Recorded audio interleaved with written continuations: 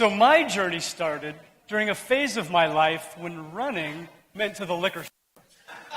And the extra 50 pounds I was packing gave me irrational swagger, which is why one night at a party, I agreed to run the San Diego Marathon. Now, I've never enjoyed running, and as it turns out, marathons require a lot of running. I was miserable training for this event, and by the time I got to the start line, I truly hated running. And then at mile 18, it got worse. I hit the wall.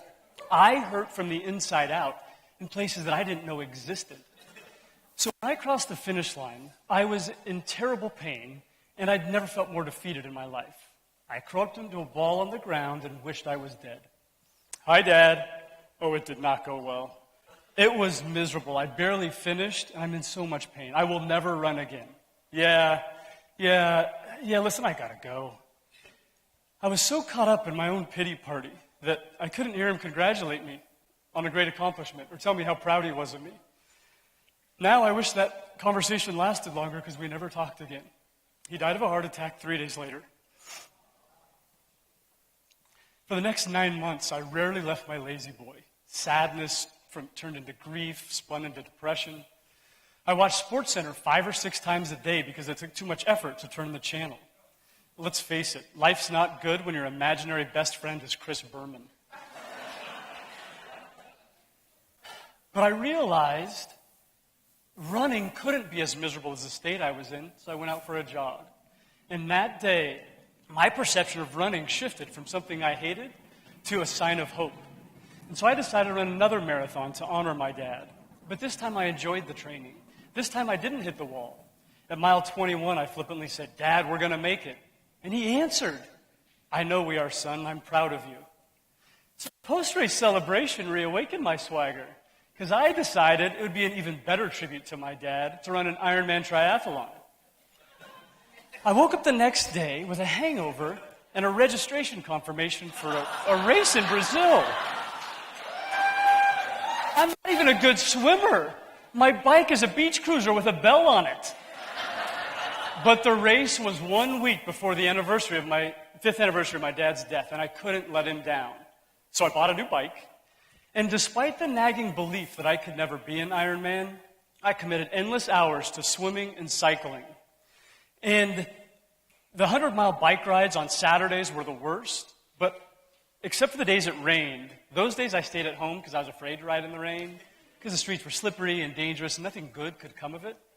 Except that when the Ironman arrived, the weather forecast in Brazil was rain all day. So I woke up expecting a downpour, but instead it was the most stunning sunrise I had ever seen. It was a clear sign from my dad that he was with me, and his choice of encouragement was more powerful than any words he could have chosen if he were alive.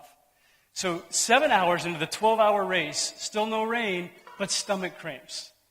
After all this, I'm not going to finish the run because of the runs? I never thought I could finish anyway, but I'm pedaling, looking for the pit stop when the worst thing happened. The downpour started. All the rain was stored up for the day all at once. And simultaneously, with no signs of lightning, there's a boom of thunder. But I heard something different. It was my dad's booming belly laugh after a great punchline, like he orchestrated this entire thing. And I said to him, "Dad, I knew you had charm, but I didn't think you could control the weather." He responded with a surge of rain as if to say, "You didn't think I was going to make it that easy, did you?" And that was the turning point in the race. My fear and doubt turned into belief. Belief that I was an Ironman. Now I saw the rain as my cheering section. My ability didn't change, just how I perceived the rain. So when I crossed the finish line, I was exploding with pride.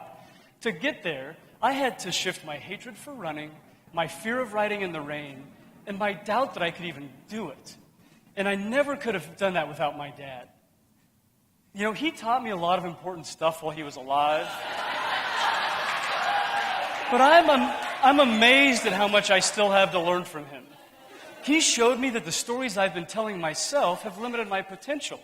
Before the Ironman, I was capable of this much. Now it's this much. And I'm curious what else is possible. So I ask myself, what other beliefs, dressed in doubt and fear, are invisible limitations? And if you're open to what will arise, I encourage you to ask yourself the same thing. Yeah.